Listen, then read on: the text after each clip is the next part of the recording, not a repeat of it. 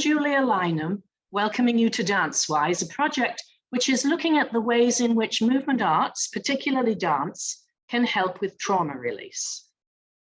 In this video, I'll be talking with Bernice Vetter from Edmonton, Alberta in Canada. Now, Bernice has been leading circle dance since the late 1990s, and as well as leading what you might call a public circle in Edmonton, she's brought circle dance into the ministry that is her calling. Bernice is a spiritual care provider who worked for many years in a residential hospital for people with mental illness, and currently she works with the same population in the community. Bernice has found that circle dance can be a surprisingly effective support for people diagnosed with mental illness. So, hello, Bernice, and welcome to Dancewise. Hello, Julia. I'm very glad to be part of this project. It's great to have you here. And I'm just wondering, Bernice, if you could start off by telling us what exactly circle dance is and how you became involved with it yourself. Well, I'm aware that many have articulated what circle dancing is, but you know, my experience is that it is a wonderful opportunity to be with others, with the beauty of music, a variety of sources, a variety of kinds of music that transports me, in any case, to all the different cultures in the world that I would never have been aware of otherwise. And so the circle dance movement in itself is such an amazing phenomenon. It's a worldwide community, really, and to be a part of that is very moving and I think stabilizing, especially now. But it has always been that for me.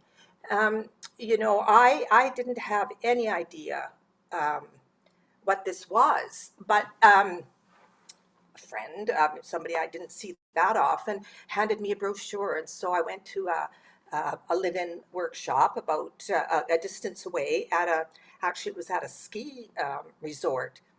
And that first morning, it was glorious. You know, there was a blue sky and sun and all these women, you know, not many of whom I knew. In fact, yeah, maybe one to begin with, the person that I went with.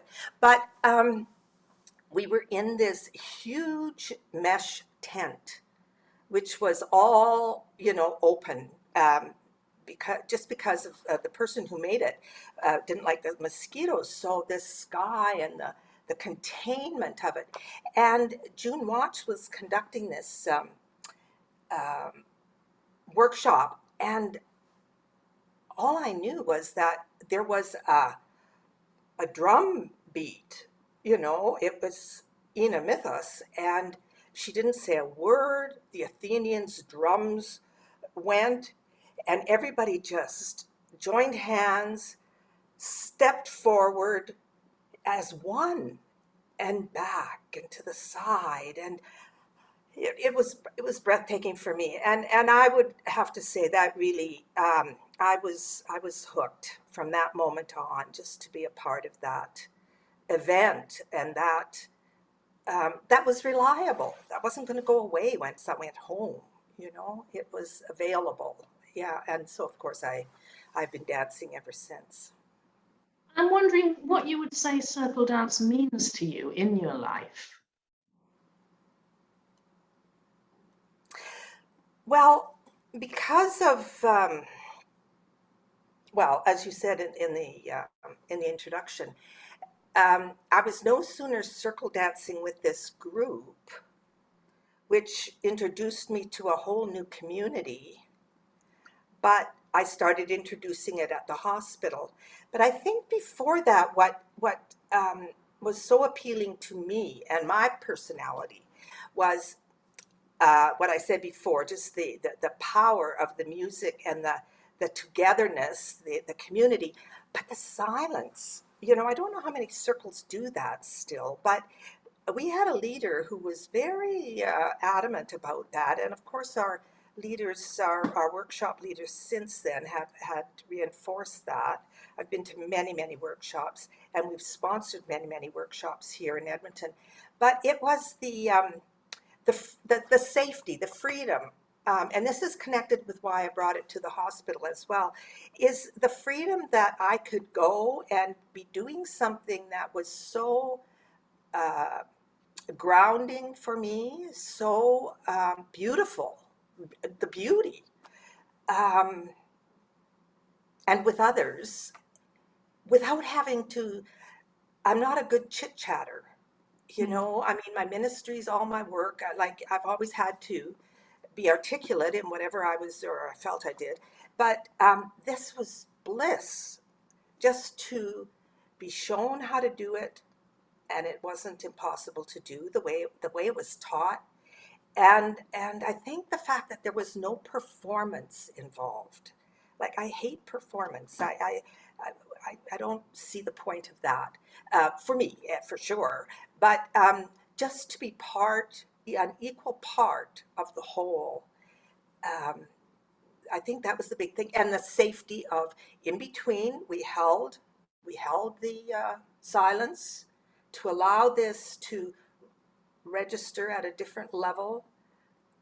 I'd never been supported or given a context or a support to do that, which is so much part of my personality. I feel I'm contemplative activist, but yeah. So I think that would be a big thing: the beauty of and the music, and then after getting to know people, of course.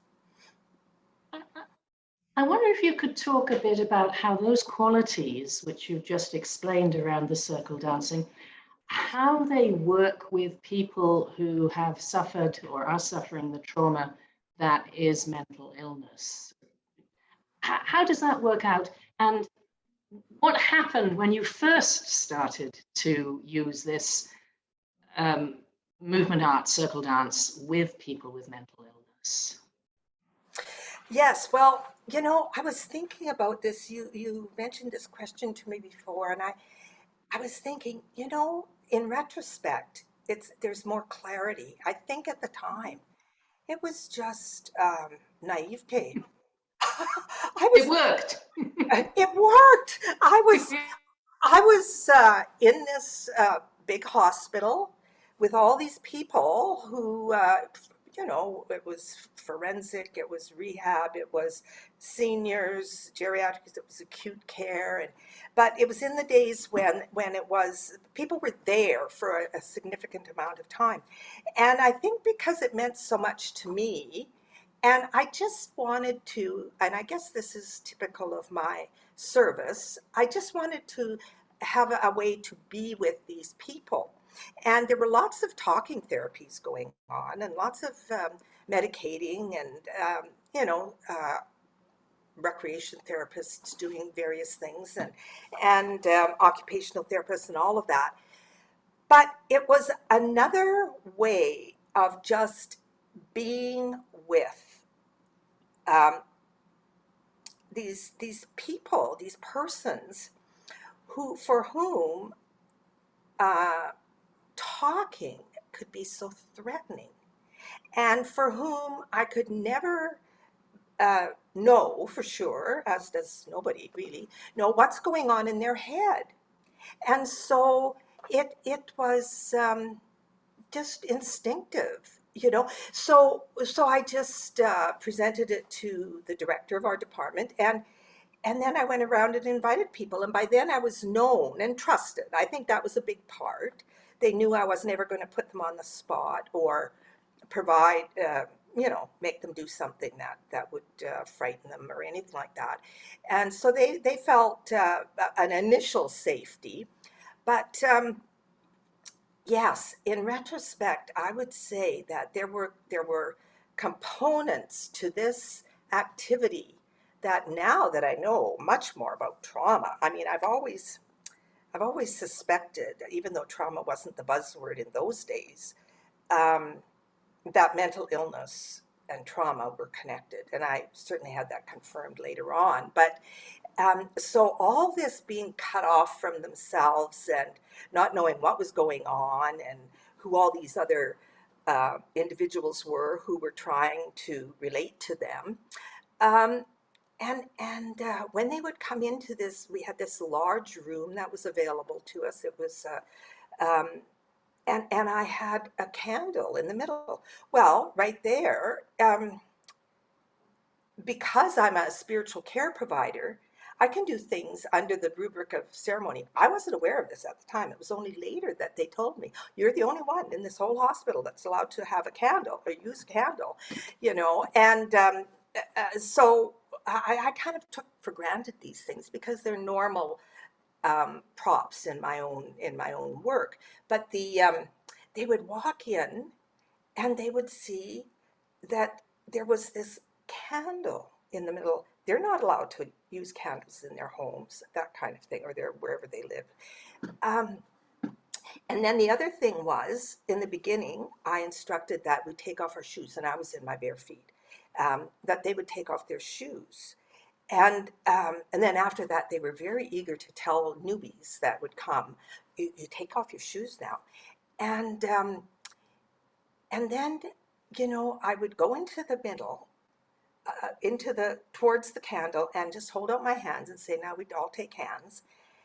And I would explain a little bit about this kind of activity, you know, about, I forget now even what I said, but I would probably say virtually the same thing, but most of it was just, you know, doing it. That was important. And we don't have to talk to each other, and et cetera, et cetera.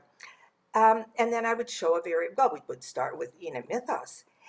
And I think that power of, as I explained about myself, the music, but being with others. This population, these people isolate, and understandably so, because they cannot trust what their brain is telling them. And so they avoid any interaction because they've gotten various reactions from people. I probably don't have to explain all of that, but um, to know that nobody was going to ask them questions, they didn't have to, but only later did I realize what a significant thing it was that they didn't even question that we would hold hands. Well, I mean, they never get touched. We're not allowed to touch people, you know. Uh, I mean, it was just, this was what we do here, you know. And so they took they took my hand and they took each other's hands, and then they found themselves doing this beautiful thing that together with others. Yeah, I think it, you know, I guess what I can say, well, it was just a gut, which is probably significant. That's probably why it appeals to me. It's a bodily activity, isn't it? And I usually just go with my gut and figure it out later. It's not that I plan out that this would be good because of this, because I didn't know any of that stuff. It revealed itself to me, and their own pleasure, their own awe, their own just, and then afterwards I say, we're just quiet. We just stay quiet for a bit here. And they would, you know, staff couldn't believe it.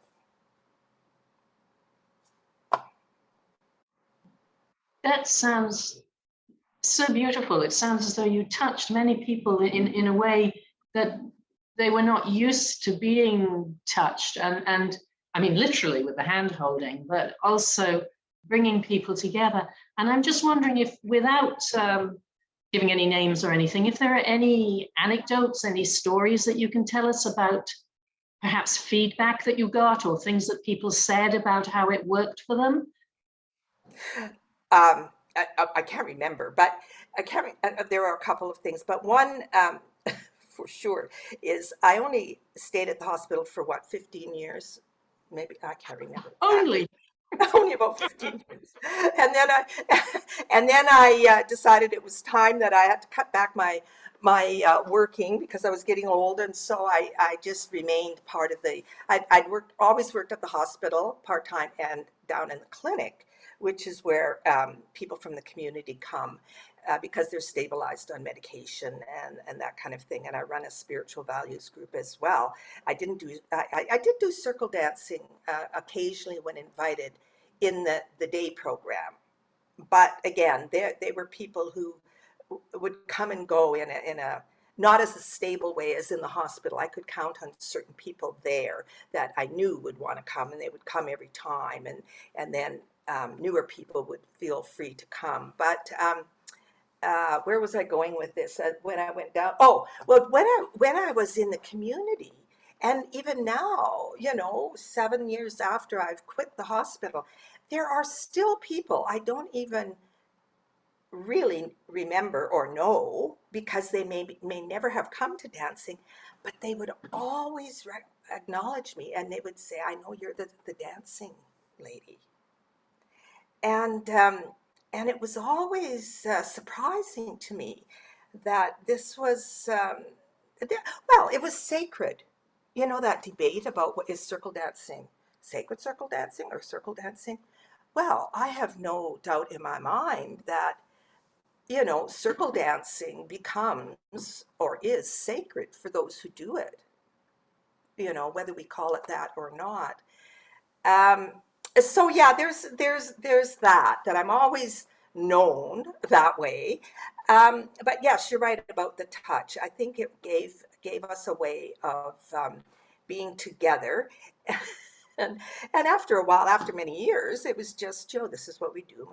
But there are people from different states of their illness. And there's this one fellow, and but he was there for a long, long time because he really was not well.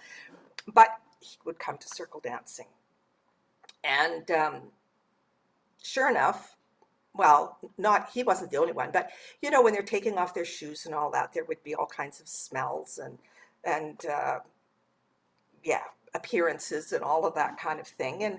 And of course I didn't stop over it, so they didn't either. I think that would have been the reason they didn't. It wasn't the context for it. We were in a special zone here.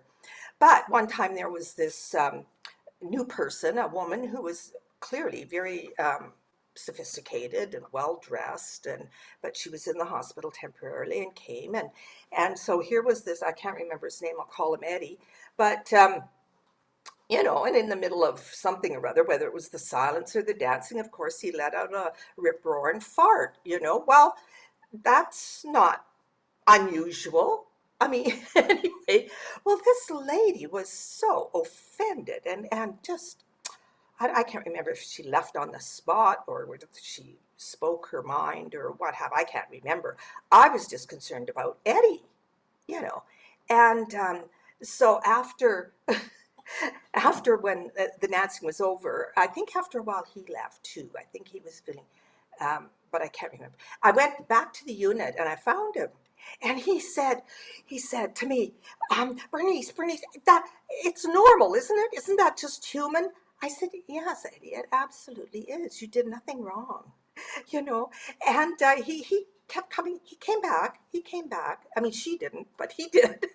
And so it's that safety, that wonderful bowl, that container, which is so beautiful that it can hold all of that.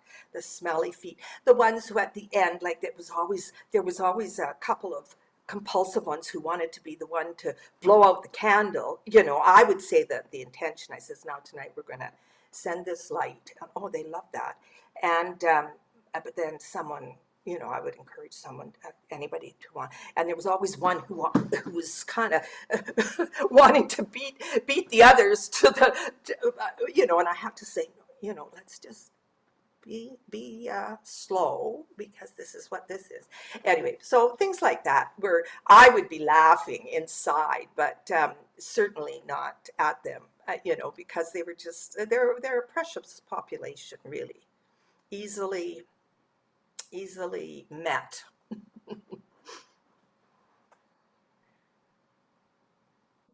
that's a really graphic picture of how you danced with people with mental illness in the hospital setting. I know that you also lead a dance with people who don't have diagnoses. So for the public out in the general world of Edmonton. And would you talk a little bit about that and how that circle goes and what people take away and perhaps what it means to you as well to be working in this way? Well, for years we had this unusual um, leader who was quite known, as she has since died. But before as she was getting older, she asked me to take over the group.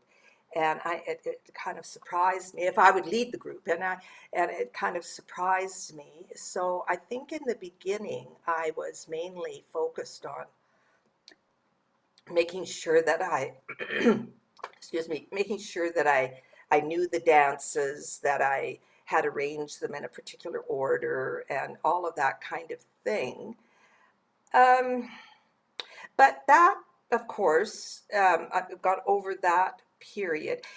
Just to go back a little bit, there were over the years a few of the people from the hospital who, when they were um, released, or I forget what the word is, discharged, um, that they would want to come. They would ask me about this dancing, and they would come. You know, not lots and lots, but there was one woman who comes from a very musical family, and I mean, all this classical music, or some of the classical music, I could show her. She would come early, and I would show her maybe a dance that we wouldn't do in the group because it was just too demanding or too balletic or something.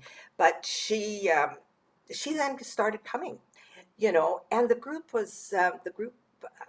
this was when I was leading, right, and the group was lovely with her, very welcoming, and she used to be nervous. I know she would do this in the hospital, and then every now and again in the group not downtown, but in the little place where the community hall, she would say, could you tell that I was, you know, that I, you know, and every now and again she would come out with something, and you knew she was talking with her voices.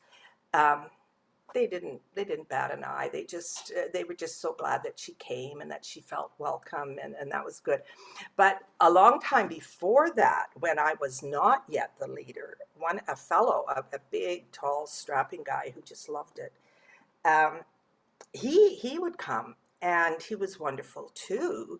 There have always been in our group, when Meyer was leading, this question about whether it was open to men, and she was always adamant that it was open to everybody. And anyway, so there were never a lot of men, but the occasional one. And he came once, and I mean, he came a lot of times, but once we heard a lot of noise downstairs, and there was anyway, the long and short of it was he was not well. And so when he came up, I was able to lead him outside, and I think someone called the whatever you call 911, and I was able to talk with him while they were trying to convince him to go in the ambulance and that kind of thing. Well, it really did quite upset a lot of people. Not everybody, a lot of people. And so we had a talking circle after that, and debriefed it, you know. But no, since what would I say about the well, we've been away from it for a while, and so we're at it again. And just the other night, I started with some starting dance, some simple dance, and then we did awakening, which we can do without much instruction at this point. Nanny's dance awakening, and even though we're still not holding hands and we're still wearing masks, I felt that old feeling, like that sense of uplift, the sense of, I don't know what else will save the world, but this will, as they say, dancing together is what we can do. And it may not look like it's having an effect, but because of all my other studies about science and spirituality and all of that, it's providing a profound effect. And others, I kind of expressed that afterwards, and others were saying the same. It does transport the individual, but I don't think it's just for the individual. I think that sense of being in another zone, a sacred place, it ripples out, and it has an effect in ways that we don't see. And I think in this day and age, a lot of other people are learning that science can do a lot and has informed us, but is limited. And so this is an art form, and I was looking around at some of the dancers, and I was thinking, we're not really dancers. Some are very stiff and controlled, and others are much more, fluid and expressive. Others are not even doing the steps. And I thought, look at us. Here we are, ordinary people, but doing such an extraordinary thing. I think that's it. That's it. And it's so therefore it's healing. We all have traumas. I don't mean to minimize, the capital letter trauma. I know what trauma is. But we all have hurts, and to be able to come and I still insist on the silence after. And I think from the comments, um, it does that for others too. When we feel so helpless, so many people feel so helpless, but this is something we can do, and it's not only beneficial to the individual, but it's a contribution to the healing of the world. I'm convinced of that. And when we send the light and those kind of basic elements of circle dancing, sacred circle dancing, I think it explains why it has survived and thrived, and it's known all over, and it's like a worldwide, as I said before, a worldwide community. Anybody can do it. Thank you, Bernice. That was just a breathtakingly beautiful explanation. And I'm going to be very, very practical here for a moment, because I don't know who's going to be tuning into this video, but I'm just going to ask if you could explain some of the mechanics. You've referred to silence a few times. I'm wondering if you could just sort of take me through, in a typical dance session, how you use silence, how you use the candle. Oh, and there was one other thing you mentioned. I think you said something about sending the energy. I mean, if you wouldn't mind, if you could kind of give me the nitty-gritty on how you do those things, it might be helpful for some people to understand exactly what you're sure. talking about. Yes, Okay? that I'm not just talking to those that are involved in the circle dancing already. It's Yes. possible. It's Yeah. possible we'll have both. Yes. Well, I don't know why people come. There's all kinds of reasons, but when they come, it's there is socializing to begin with. There is.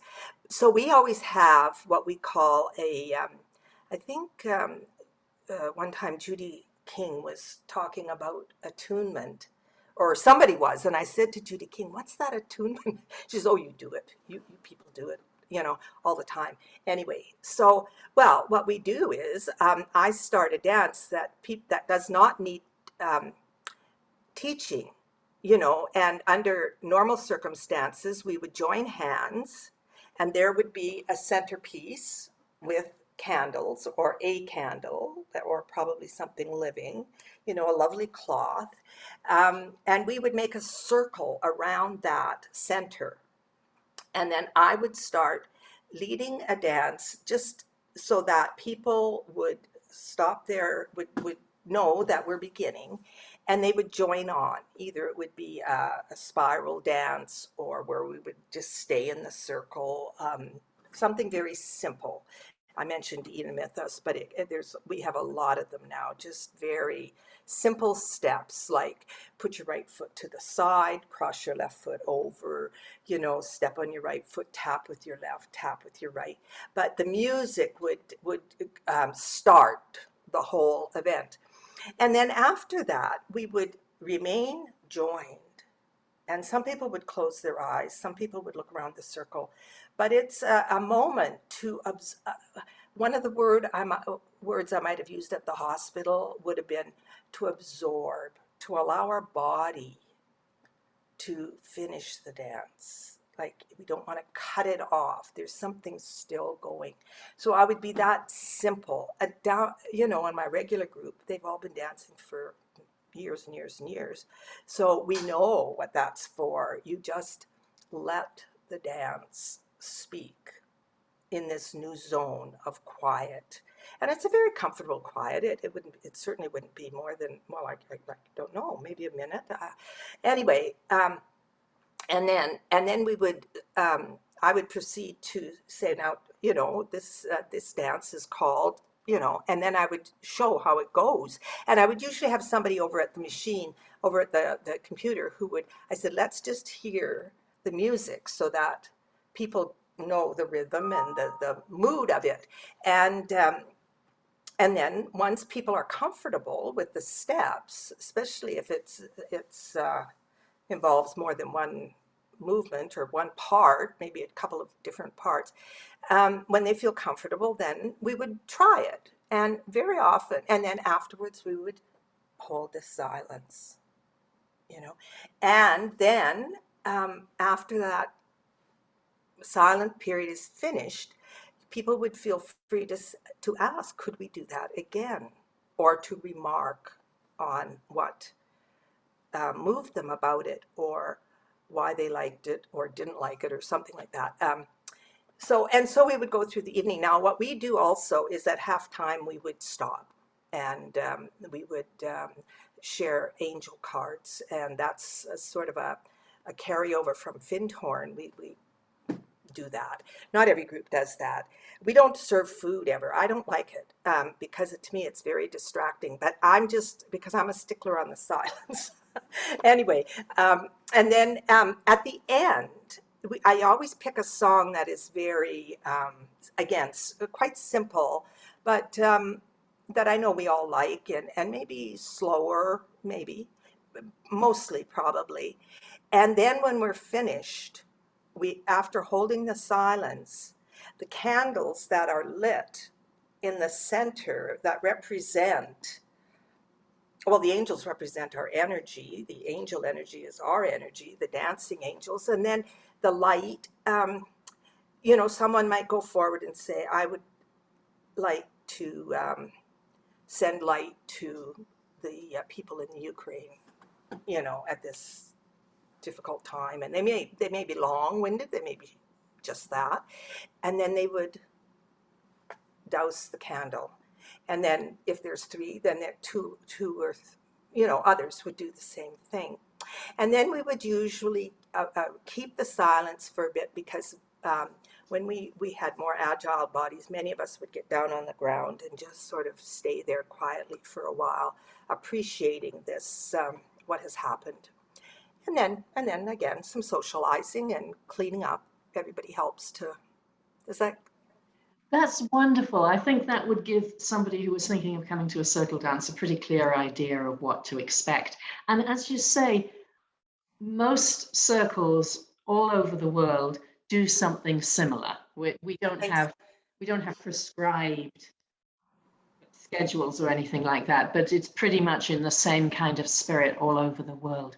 So Bernice, you've told us a lot about circle dance itself and about your work with people with mental disabilities, mental illness, sorry, and your own circle. I'm just wondering, before we close, before we finish, is there anything else that I've missed that you would like to tell us on this subject?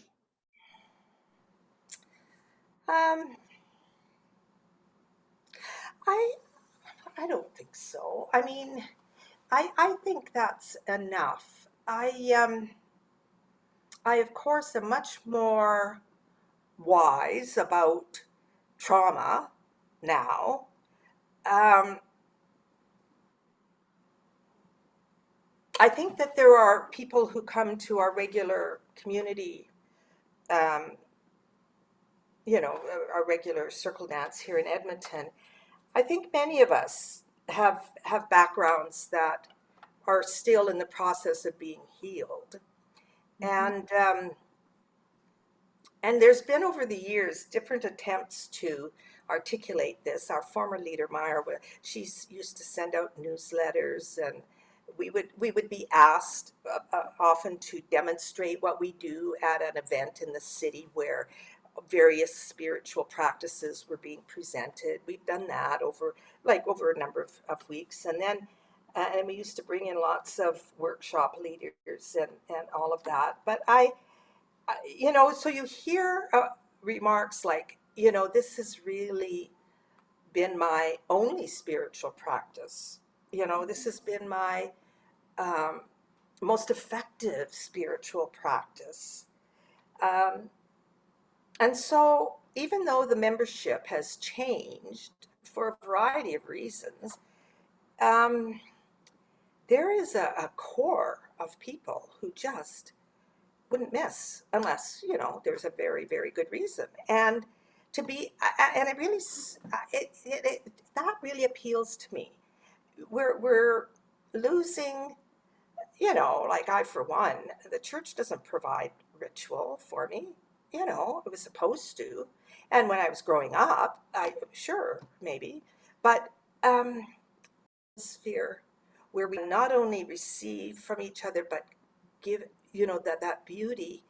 And we need to do more of it. We need more ritual that is not um, connected to baggage. Like, a lot of the mentally ill people that I've worked with have been absolutely devastated by what the religions and the churches have convinced them is true. And so to see me, leading this, and then, in the community, we just take it for granted. This is our spirituality. This is what gives us life. That's what spirituality is, what gives us life.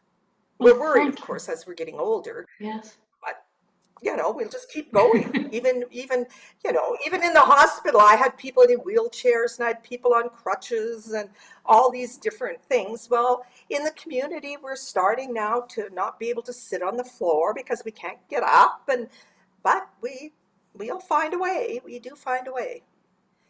One time, I got a phone call from somebody, I think, who had been exposed to circle dancing from her hometown, and she asked if she had learned that I was doing circle dancing out at the hospital, she was doing her OT graduate work um, here in the city, and Bernice, I'm just going to bounce in and say OT is occupational therapist, in case that's someone right. from another country is listening.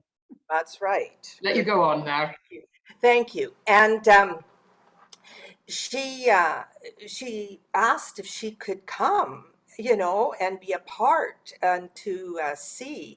And I said, well, yeah, there would be no observation as such. Like, if someone's in the room, they're dancing. That's, oh yes, no, she would be quite willing to do that.